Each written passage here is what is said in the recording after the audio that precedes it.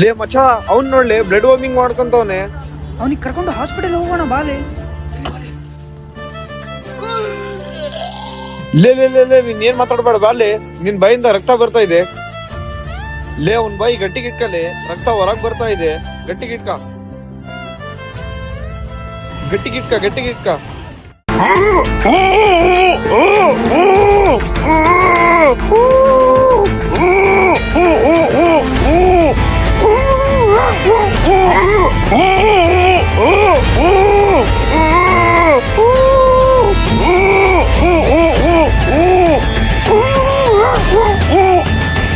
ನಿಂತ್ಕರಿ ಲೇ ಮಚ್ಚ ಬಾಲಿ ಹಾಸ್ಪಿಟಲಿಗೆ ಹೋಗೋಣ.